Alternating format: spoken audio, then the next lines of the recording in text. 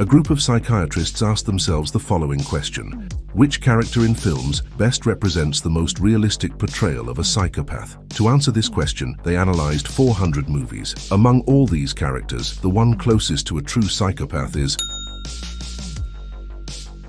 This character is unlike any other villain you've seen before. Yes, the odd haircut and black attire are striking, but it's not just his physical appearance that makes him unusual. He's unconventional in every way. The film itself is also unlike any other you've seen. Some may even find it grim. This video is full of spoilers, so if you haven't seen the movie, go watch it first. You won't regret it. Movies like this are rare. Let's look at the first scene in which our character appears. He's been caught by the police, and immediately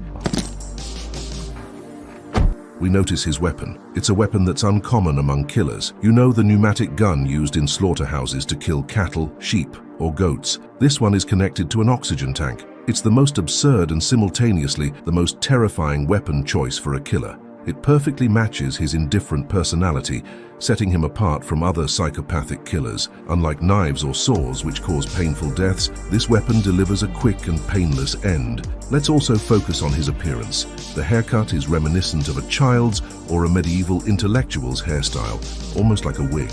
Interestingly, he doesn't wear the cowboy hat that many other characters in the film do. His clothes are always dark. While the sheriff and others prefer light-colored outfits, his dark clothing makes it clear from the start that he's the villain. His smile is also unsettling. There's something disturbing about his expression. Even the way he eats nuts during that famous coin toss scene is peculiar.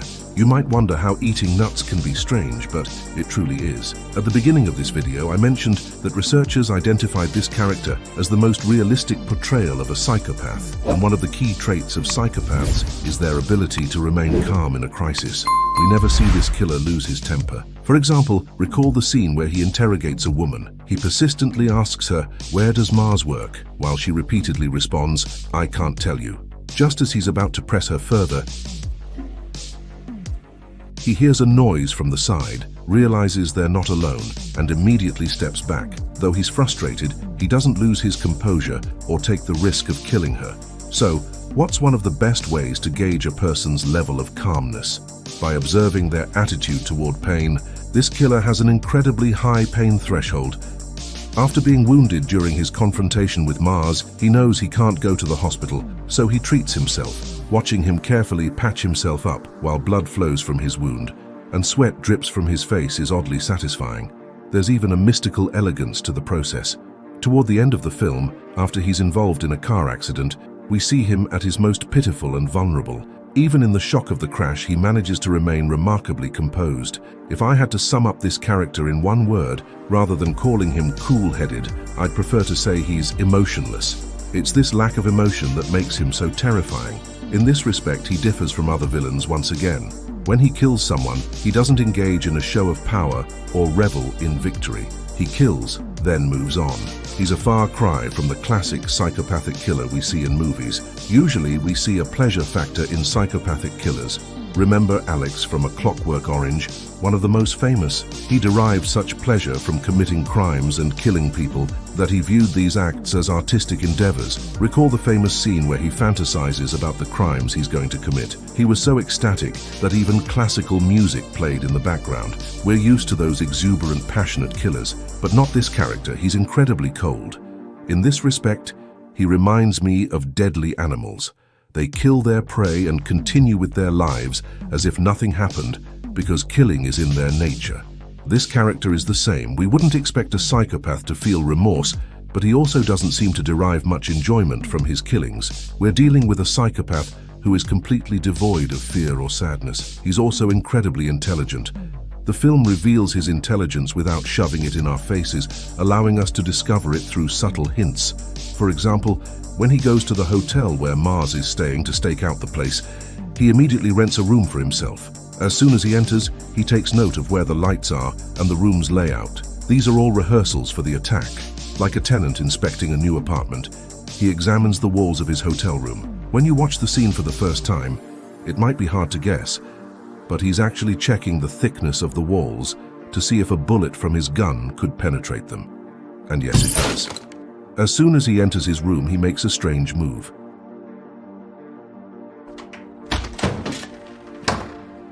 The first time I saw this scene, I thought he was testing if someone was hiding in the room, but I later realized that by suddenly opening the door and turning on the light, he was rehearsing his attack again. After all, when he enters the room, he needs to turn on the light quickly to see his target.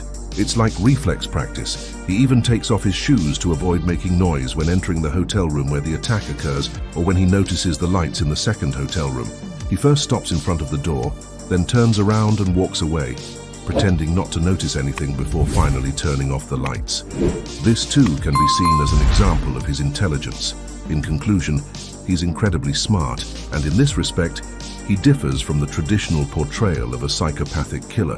In that traditional portrayal, how do psychopathic killers demonstrate their intelligence? By talking. They speak eloquently, showcase their charisma, and ultimately project an image of being smart. This character doesn't prove his intelligence by talking. He hardly speaks at all. Instead, he proves his intelligence through his actions. But there is a part where he adds a nice touch with his words. After killing the businessman who gave the cartel the tracking device, the accountant who's present asks, "Are you going to kill me too?"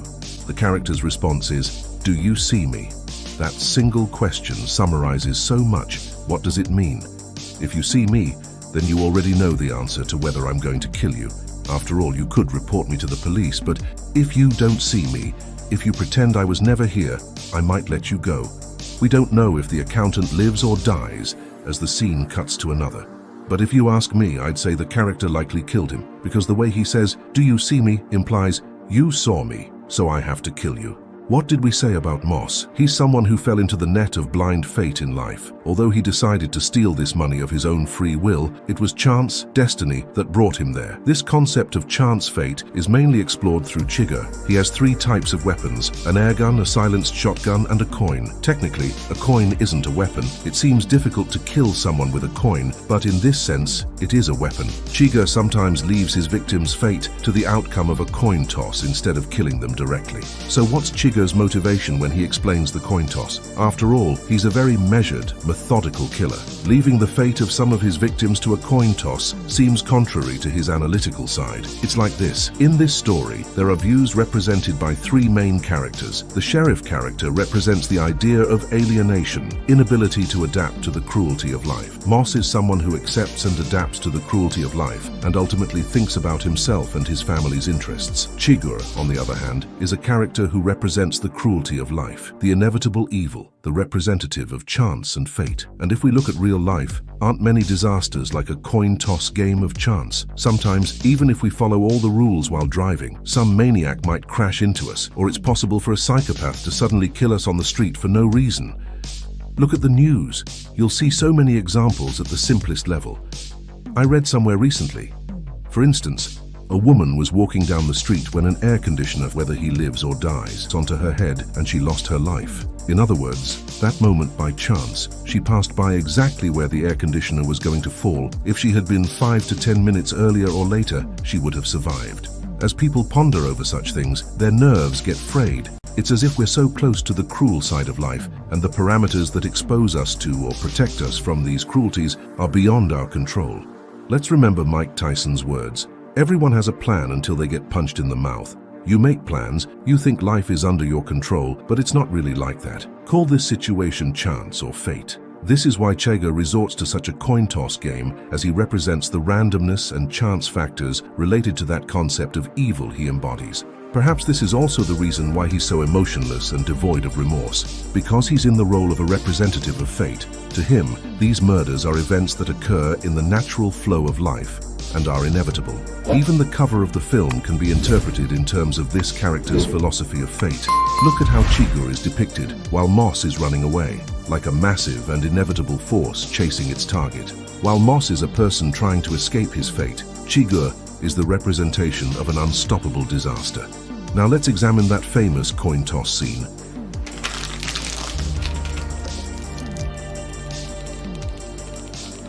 What's the most you ever lost on a coin toss? The slow opening of that bag of nuts creates a strange tension. Right after that, the question he asks in that coin toss, "What's the most you ever lost on a coin toss?" is quite clear. If he guesses wrong, he'll kill the man. It's like this. Chigurh didn't initially intend to kill this man, he was just minding his own business. After all, what's the need? But the man's utterance of that sentence became the breaking point. Y'all getting any rain up your way? What way would that be? I seen you was from Dallas. Chigurh realizes that the cashier has critical information about him. He observed the license plate of the stolen car and understood where he came from. And from this moment on, Chigurh starts to fixate on the man. But there's also this situation. If he kills this man, the police might chase him again. If he doesn't kill him, then the police might learn about the license plate information while questioning the cashier. Moreover, it's worth noting that someone who's seen the job isn't likely to forget easily. His mannerisms, hair, clothes are very distinctive. So if the police come and describe Chigurh to the cashier, it's not difficult at all for the cashier to remember. As a result, Chigurh is in a dilemma. And let's return to the structure of the coin toss. We've all played it with our friends from time to time. And when is this game usually played? When we're in a dilemma, when we think both options are quite logical, we resort to chance's choice as a last resort. Chigurh does exactly this. Killing the man is one trouble, not killing him is another trouble. Of course, the cashier immediately asks, what are we playing for? I didn't put nothing up. Yes, you did. You've been putting it up your whole life. You just didn't know. For Chigurh, the cashier's confrontation with the coin toss and putting his life on the line is merely the manifestation of the inevitable, a confrontation with his fate that he's unknowingly walking towards. This cashier scene gives me goosebumps from start to finish. I've watched it over and over again. Now we've talked about how Chigurh sees himself as a representative of fate, but when focusing only on the film, this might seem like a forced interpretation to some. It's like this. This film is adapted from Cormac McCarthy's book, and while Chigurh's chance fate philosophy is subtly handled in the film, this philosophy is explained in more detail in the book. Chigurh wants to show that the concept of fate can break many rules we dictate to life, to explain that any principle we follow in life is not effective against fate. Let's remember what he said to his wife, who is also a hired killer, in one scene. But isn't there an inconsistency between this coin toss game and the philosophy of fate, don't you think? It's like this. Moss's wife Carla touches on exactly this point. Chigurh sneaks into the house to kill Moss's wife. He explains the reason why he's going to kill Carla like this. Your husband had the opportunity to save you. Instead, he used you to try to save himself. Look at Chigurh's twisted mindset. He's implying, it won't be me killing you, it will be your husband's choices. Again, an approach similar to attributing all blame to fate. But interestingly, instead of killing her directly, he gives Carla a chance and has her play a coin toss. The reason he doesn't kill Carla directly is that he's in a dilemma again, just like in the cashier scene. Maybe a thought like this might have crossed his mind. What if I kill this woman? What if I don't? After all, she's lost her mother and husband. She has nothing to tie her to life. She doesn't pose a danger to me. She's quite harmless. Is there a need to take the risk of killing? I'm in a dilemma. And then the coin toss. But Carla gives such an answer to this coin toss game. I know exactly what was in store. Call it. No, I ain't gonna call it. She refuses to play this game. Look at the change in Chigurh's expression. You have someone in front of you who doesn't play by the rules of the game. You kill someone who loses the game, that's okay. But what will you do to someone who refuses to play the game? In the first coin toss scene, the cashier didn't want to play the game at first either. Chigurh's response is, You need to call it. I can't call it for you. It wouldn't be fair. From this, we understand that Chigurh considers those who refuse to play the coin toss as having lost directly and kills them, which is why he killed Carla too. The film doesn't show the death scene for Carla. Just like with her husband Moss, we understand that he killed her when we see Chigurh checking if there's blood on his boots as he leaves the house. But there was a very good thing Carla said to him just before she died. Call it. The coin don't have no say. It's just you. Chigurh tries to justify all these murders with chance, fate, or a coin toss. However, the person who first plays the coin toss is himself.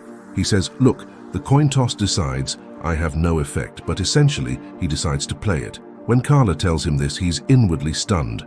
I said Chigurh was smart at first. Yes, he really is. But he's also stupid enough not to see this absurd part of the system he applies. You accept that the chance factor in life breaks all rules, but with the coin toss game, you've also dictated your rule to life. After all, it's you who initiates this game, not life. Carla loses her life, but wins the argument. Now, aren't all these events too pessimistic for a film? Why does an innocent person like Carla, who has nothing to do with the events, lose her life? Or why does someone like the sheriff, who fights against evil, fall into an existential crisis while the actions of a murderer like Chigurh always go unpunished? Why doesn't anything happen to him?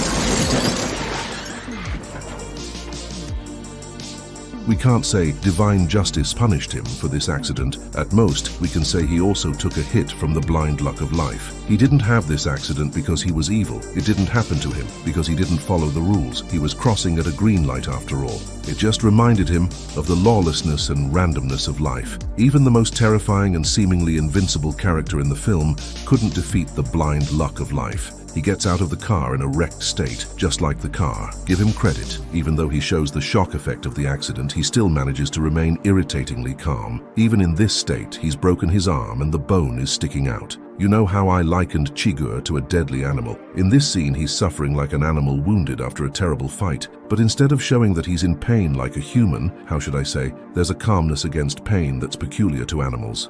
Now you might say he survived, isn't that a win? But Chigurh can't seek help. Police would catch him. He can't self-treat like before. His arm's broken, bone protruding. Though alive, nothing's the same. He's a hitman who can't work with a broken arm. I knew the sheriff would showboat. Now they'd ask him, fate's unpredictable nature catching up with its supposed master. If your rule led you here, what good was it? The tables have turned. If this in-depth analysis impressed you, and you're looking for similar insights into other masterpieces of cinema, don't forget to subscribe to my channel. I'll be here every week with a new film review so we can continue to explore the intricacies of the art of cinema together.